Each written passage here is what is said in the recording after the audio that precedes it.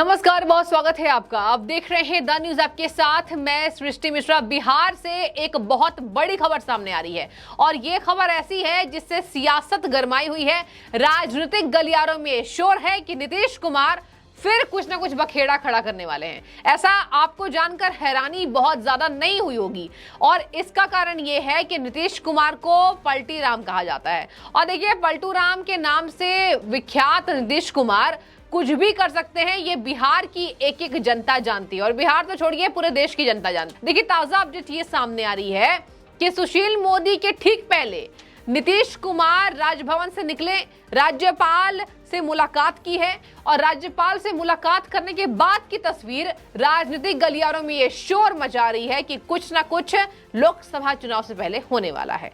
तो देखिए, ये क्या होने वाला है ये तो बाद में खैर पता चलेगा, लेकिन यहाँ पर इसको संयोग के तौर पर नहीं देख सकते। हालांकि मीडिया वालों ने बातचीत की सुशील मोदी से कि सुशील जी, ये क्या है जो मुलाकात की तस्वीरें सामने आ रही है, इससे हम क्या मायने दिखाएं? जनता लगातार सवाल पूछ रही है। तो देखिए, सुशील मोदी ने मुंह मोड़ लिया और कहा कि मात्र ये संयोग है, मेरे मित्र हैं और हम बहुत पहले से एक दूसरे को जानते हैं। ये राज्यपाल के बारे में सुशील मोदी जी, भारतीय जनता पार्टी से सांसद, उन्होंने ये बात कही है। अब देखिए, उन्होंने चर्चा तो कर दी कि ये केवल संयोग है और हम एबीवीपी के दौरान एक साथ थे और इसी वजह से हम दोनों ने मुलाकात की। उसके पहले मुख्यमंत्री जी आए हैं, ये एकमात्र संयोग है। इससे कोई भी राजनीतिक खबरें निकालना सही नहीं है। लेकिन फिर क्या था, अब ये जो गर्माहट है ये कम होने का नाम नहीं ले रही है और लगातार सुशील मोदी और नीतीश कुमार के राज्यपाल से मिलने की खबरें ये गलियारों में शोर मचा रही है कि कुछ ना कुछ नीतीश कुमार करने वाले हैं। दर्शकों, आपको जानकर हैरानी होगी, देखिए नीतीश कुमार एनडीए से जब अलग हो गए, भारतीय जनता पार्टी से उन्होंने अपना रिश्ता तोड़ लिया, तो अब कहा जा रहा है कि किसी भी सूरत में यह माना नहीं जा सकता है कि नीतीश कुमार आरजेडी के सगे हो गए हैं, क्योंकि नीतीश कुमार पलटू राम के नाम से जाने जाते हैं। अब ऐसे में देखिए, ये एक बात और सामने आ रही है कि प्रधानमंत्री ने अभी कहीं ना कहीं जेडीयू के विषय में कुछ नहीं बोला। उन्होंने सभी राजनीतिक पार्टियों पर हमला बोला और कहा कि जो गठबंधन हो रहा है उसमें परिवारवाद झलक रहा है और इन्होंने गठबंधन और विपक्षी नेताओं के बारे में बातचीत की।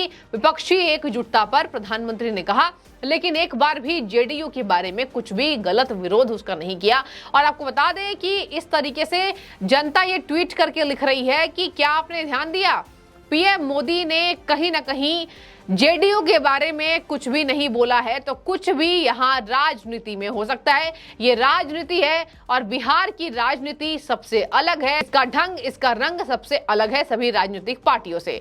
इसके साथ ही आपको बता दें, उन्होंने जिस तरीके से घोटाले के बारे में बातचीत की प्रधानमंत्री ने, उन्होंने एक बार भी नीतीश कुमार पर हमला नहीं बोला और इसी वजह से कहा जा रहा है कि कुछ ना कुछ गड़बड़ी हो सकती है। और देखिए, जीतन राम मांझी जो अपने हिंदुस्तानी आवाम मोर्चा को लेकर एनडीए में मिला चुके हैं और यहाँ पर नीतीश को झटका दे चुके हैं, इसके बाद भी कहा जा रहा है कि उसके पीछे पीछे नीतीश कुमार भी चलकर आ सकते हैं। देखिए, प्रशांत किशोर को आपको बता दें कि एक अच्छा रणनीतिकार माना जाता है और इसी वजह से प्रशांत किशोर ने हमला बोला था और कहा था, चुनावी रणनीतिकार होने के नाते मैं ये बात बता रहा हूं कि नीतीश कुमार कहीं ना कहीं प्रधानमंत्री के सगे हैं, नीतीश पर भरोसा करना गलत होगा, ये कहा था प्रशांत किशोर। चुनावी रणनीतिकार हैं और देखिए, प्रशांत किशोर की भविष्यवाणी हमेशा ही सटीक मानी जाती है और इसी वजह से जब से विपक्षी एकता पर जोर दिया है नीतीश कुमार ने, उसके बावजूद भी कुछ जनता में ऐसे लोग हैं जो नीतीश कुमार पर भरोसा कर रहे हैं कि ठीक है, ये कांग्रेस से अपना कहीं ना कहीं ये साथ निभाने की बात कर रहे हैं, लेकिन ये कांग्रेस पार्टी के ही होकर रहेंगे। और कुछ जनता, जो पुरानी जनता है, वो ये मान रही है कि नीतीश कुमार बाद में बीजेपी में जाएंगे, क्योंकि इनके सारे पुराने मित्र भारतीय जनता पार्टी में हैं और नीतीश कुमार खुद प्रधानमंत्री के सगे हैं। इसी वजह से शायद प्रधानमंत्री ने उनकी बुराई नहीं की। और आपको बता दें कि नीतीश और प्रधानमंत्री की जोड़ी पहले शुमार थी, प्रसिद्ध थी, लेकिन अब इस जोड़ी को तोड़ने का काम नीतीश कुमार ने ही किया है। और अलग बात है कि नीतीश ने ये बोला, जीतन राम मांझी के बेटे ने जब अलग हुए उनके बारे में बोला कि ये सारी बातें हमारी सारी रणनीति भारतीय जनता पार्टी को बताते थे, इसी वजह से अच्छा हुआ चले गए। लेकिन जीतन राम मांझी को नीतीश कुमार काफी समय से जानते हैं।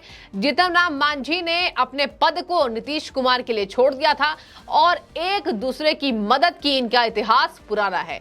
इसी वजह से नीतीश कुमार को लगातार लोग निशाने पर ले रहे हैं। आपको बता दें, यहां यह भी कहा जा रहा है कि राज्यपाल से मिलने के लिए नीतीश कुमार इसलिए पहुंचे थे क्योंकि उन्हें कैबिनेट का विस्तार करना है और कैबिनेट से जुड़े वहां नीतीश कुमार ने अलग अलग समस्याओं को भी सुना और अलग अलग तरीके से नीतीश कुमार ने वहां चर्चा भी की, दौरा भी किया, अलग अलग जगहों पर कौन कौन से वो विकास के कार्य हो रहे हैं उसको भी सुना। इसके बावजूद अटकलों का बाजार गर्म और यहां पर सुशील मोदी के मिलने के ठीक पहले नीतीश का जाना यह बयां करता है कि कहीं ना कहीं इनके मुलाकात जो है वो अनौपचारिक नहीं लेकिन औपचारिक हुई थी और इसी वजह से अभी दोनों नेताओं का उद्देश्य सामने नहीं आया है।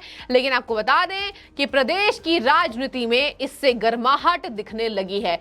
अब खबर सुनिए कि काफी देर तक ये चर्चा हुई है कि दोनों नेताओं ने, इन बड़े बड़े नेता हैं, कद्दावर नेता हैं, नीतीश कुमार की बात कर ले, सुशील मोदी भी कम नहीं है, दोनों ने राज्यपाल से अलग अलग काफी देर बातचीत की है। मतलब ये मुलाकात का जो समय था वो काफी लंबा था और आपको बता दें कि राज्यपाल से चाहे नीतीश हो चाहे बीजेपी सांसद सुशील मोदी हो, दोनों ने लंबी बातचीत की है। आपको बता दें कि बुधवार को ये राजभवन पहुंचे और राजभवन से निकलते ही मीडिया कर्मियों ने सुशील मोदी को अपने कैमरे में कैप्चर कर लिया और फिर क्या था, जनता को एक संदेश दे दिया कि ये देखिए बिहार में कुछ भी और हो सकता है। इसके साथ आपको बता दें कि अब अलग अलग नेताओं की प्रतिक्रिया भी सामने आ रही है और बिहार की राजनीति में कहा जा रहा है कि 24 के पहले एक बड़ा झोल देखा जा सकता है। झोल मतलब कुछ गड़बड़ देखा जा सकता है।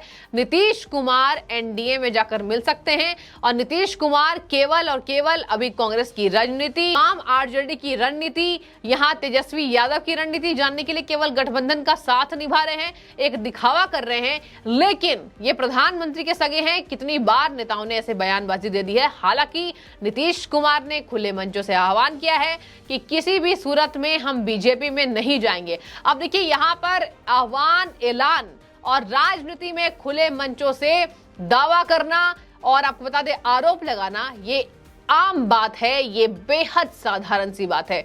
लेकिन अगर किसी नेता ने किसी नेता की बुराई की, अगले दिन आपने देखी होगी तस्वीरें कि दोनों नेता हाथ मिलाते हुए नजर आते हैं।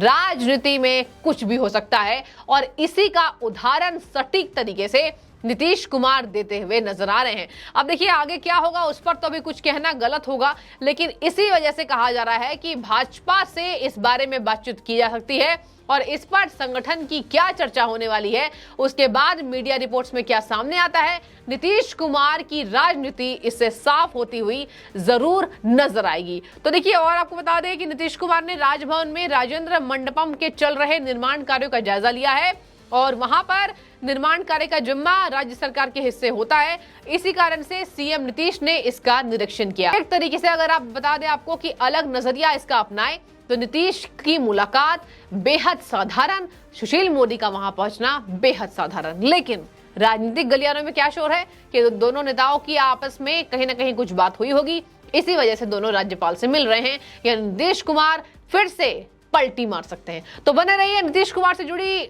हर पल की अपडेट मैं आपको देते हुए आगे भी नजर आऊंगी। बहुत शुक्रिया आपका और आपकी जो भी राय हो इस मुलाकात को लेकर तस्वीरें देखिए और फिर मुझे कमेंट करके बताइए कि आपको क्या लगता है, क्या नीतीश कुमार फिर से पलटी मार सकते हैं। बहुत शुक्रिया।